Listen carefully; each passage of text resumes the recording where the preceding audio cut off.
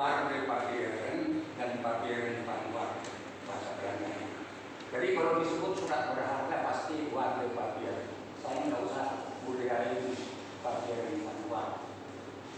Surat berharga tersebut kalau dilihat memang ada di undang-undang perbankan tapi tidak dijelaskan. Karena undang-undang perbankan itu adalah hukum administrasi negara, bukan perbankan. Jadi kalau surat berharga ketentuan apa yang disebut? Surat berharga itu kalau kita sebut warga Papieren itu tentunya mengacu undang-undang apa yang ada di Indonesia. Undang-undang ya, jangan ke bawahnya. Apakah di undang-undang KUHP, apa di undang-undang pasar modal, apa di undang-undang perbankan, atau di undang-undang yang lain. Nah, kalau yang dekat dengan surat berharga itu kita harus melihat KUHP.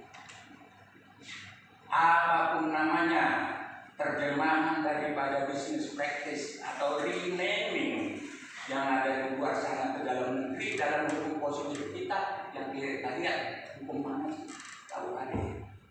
Dan bahwa dia itu masih berlaku. Itu ada di pasal 174 dan 175. 174 KUHP dan 175 KUHP tadi ya. Nah, itu kriterianya seperti apa yang dikatakan sebagai surat berharga itu? Untuk bisa surat berharga, apakah promise atau akses atau promissory note atau medium term note dan sebagainya harus memenuhi 5. Ada pertama unbundle, kedua saya buka dulu maklum dong. Boleh Pak. Saya pakai kacamata. Tidak.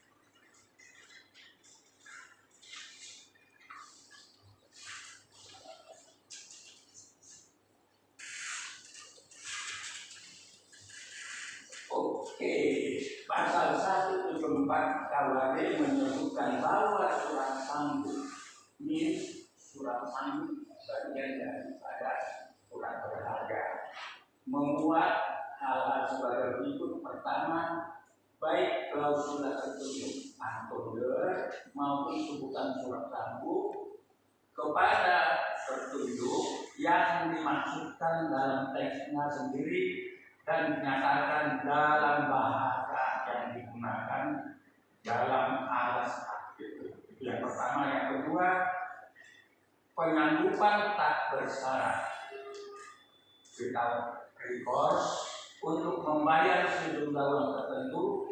Yang ketiga, penunjukan hari jatuh tempo. Yang keempat, penunjukan tempat pembayaran harus dilakukan. Yang kelima, nama orang yang kepadanya pembayaran itu harus dilakukan. 6. Penyebutan tanggal serta tempat surat sanggup tersebut ditandatangani. 7. Tanda tangan orang yang mengeluarkan atas itu. Nah, itu ketentuan di 174. Di 175 alas hak yang termuat dalam pasal 174 tersebut memuat pernyataan yang ditetapkan dalam pasal yang lalu tidak berlaku sebagai surat sanggup kecuali dalam hal tersebut di bawah ini. Jadi tidak berlaku kecuali yang klausulnya adalah hari jatuh tempo pembayarannya tidak ditunjuk, dianggap harus dibayar pada saat ditunjukkan. Kedua, tidak terdapat penunjukan khusus tempat penandatanganannya surat itu dianggap sebagai tempat pembayaran.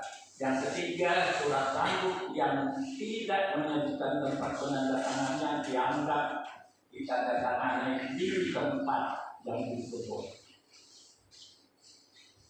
Jadi sebenarnya hanya 3, yakni jatuh tempo pembayaran dianggap pada saat ditunjukkan, penunjukan khusus tempat penandatanganan dana dianggap tempat pembayaran, tidak menyambut tempat penandatanganannya dianggap ditandatangani pada Jakarta Tanggal 3. Selain dari situ, terutama apabila klausula kedua penyanggupan tak bersyarat untuk membayar sejumlah uang tertentu, itu tidak dapat disebutkan surat promes ataupun jenis wajib bayar denda. Jadi ini hukum positif di Indonesia mengenai surat berharga, surat sanggup, promes, akses, ya, dan bentuk lainnya yang diimpor terminologinya kan. Nah, definisi surat berharga ada di Undang-Undang Surat Utang Negara, ada di Undang-Undang Perbankan, hanya surat berharga sebagai jenis yang bisa sebagai kegiatan lainnya dari bank. Kalau tataran undang-undang inilah yang ada hukum positif. Di luar itu ada undang-undang pasar modal. Di bawahnya ada PBI, ada POJ.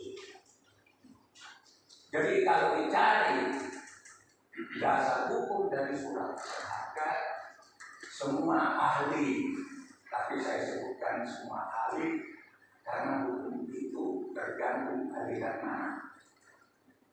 Immanuel Kant menyatakan bahwa sampai saat ini pun sejak 300 tahun yang lalu menyatakan para ahli hukum, bukan hanya sarjana hukum, belum sampai kepada definisi mengenai yang satu para hukum jiwa. Tapi tidak berarti penegakan hukum jadi tidak ada karena berdefinisi. Bisa saja yang lain menyatakan yang lain. Saya di pengadilan menyatakan guru kamu siapa? Kalau ada yang berpendapat beda dari saya, karena hukum itu tergantung penalaran dan tata cara berpikir. Oke, baik. Pertanyaan berikut juga masih ada. Mungkin terkait dengan adanya suatu perkara tindak pidana, kemudian juga adanya putusan PKPU dan homologasi. Ya, ini yang perlu diluruskan. Kalau perkara pidana itu kepentingan umum, sedangkan homologasi dan PKPU kepentingan beberapa orang dalam transaksi bisnis. Kepentingan umum harus di atas kepentingan ini.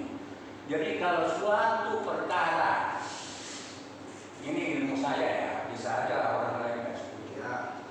Suatu perkara sudah ada perdamaian homologasi dengan beberapa debitur, tapi ada debitur yang tidak mau berdamai karena dia merasa tertipu, digelapkan, dia mempunyai hak untuk mempidanakan, dan hakim menurut hukum tidak boleh menghalang-halangi.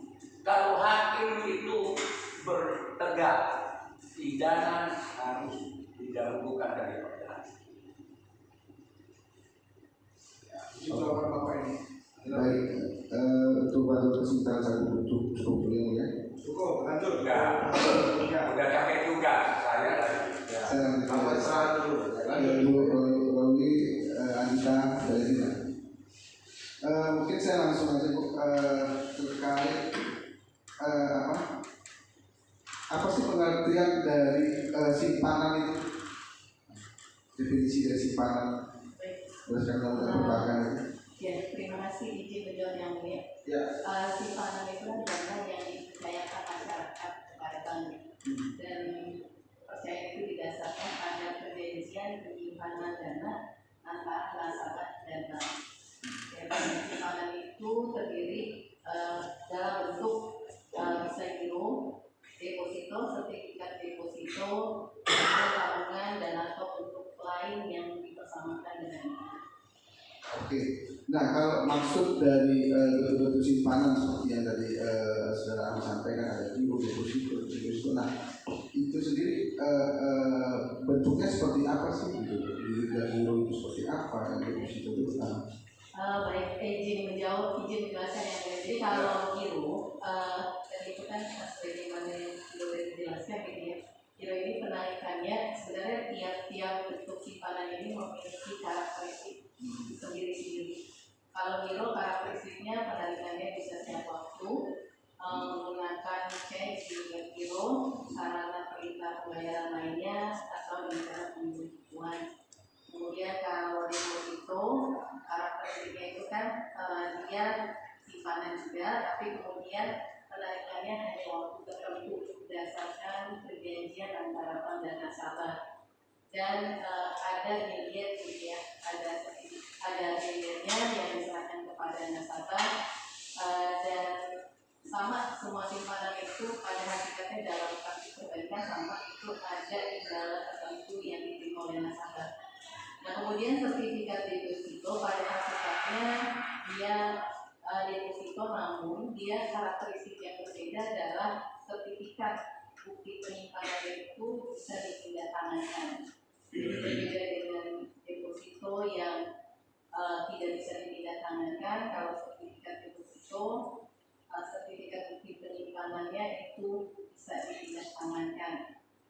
Nah, kemudian kalau yang tabungan ini penarikannya dengan syarat tertentu gitu ya, tetapi tidak bisa dengan cek, kredit giro, sarana perintah pembayaran dan bentuk lainnya yang bersamakan dengan itu.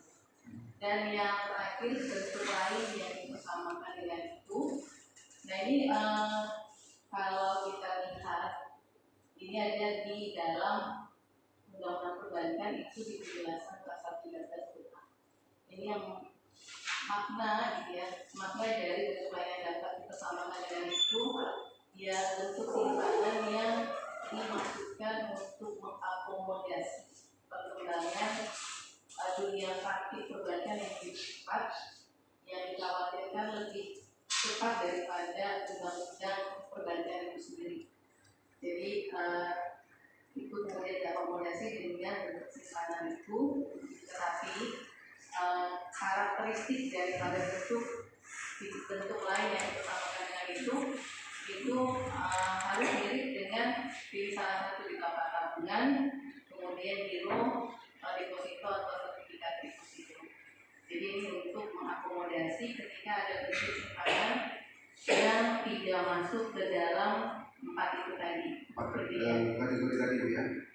Nah kemudian dalam perkembangannya ada prism not term, ada medium term not, itu apakah juga termasuk dalam bentuk lain yang dipersamakan atau seperti apa? Baik, terima kasih izin menjelaskan yang mulia. Ya. Ketika kita melihat suatu produk, ya, maka yang perlu kita cermati bukan penamaan yang diberikan oleh orang tertentu kepada produk itu. Karena kalau itu dibiarkan, jadi sama kalau kita analogikan gitu ya, perjanjian itu bukan judul yang diberikan oleh para pihak, misalnya perjanjian sewa menyewa gitu, tapi kita harus menelaah klausula demi klausula. Kalau ternyata klausulanya itu, klausula demi klausula itu bukan perjanjian sewa menyewa tapi perjanjian jual beli, maka perjanjian itu bukan apa yang dinamakan para pihak sebagai perjanjian sewa menyewa, tapi perjanjian jual beli.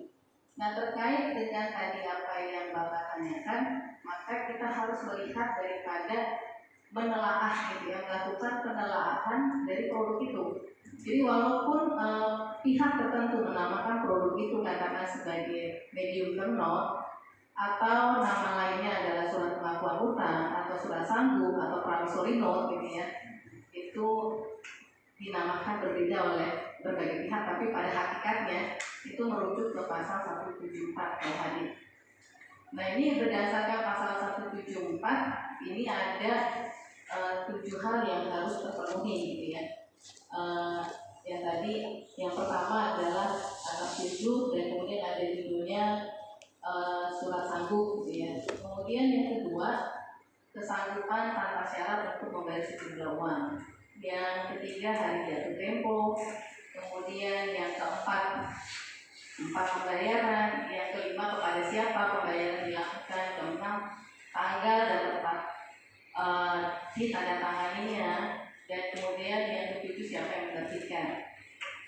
Di pasal 174 itu hal-hal yang harus, hal-hal yang dicantumkan di dalam produk ya, produk itu sendiri, bukan perjanjian terkait dengan produk itu.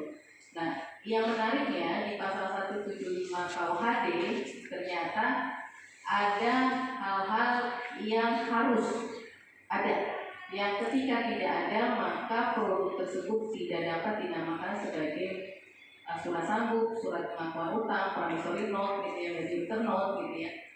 Nah, itu salah satunya adalah kesanggupan tanpa syarat untuk membayar sejumlah uang. Jadi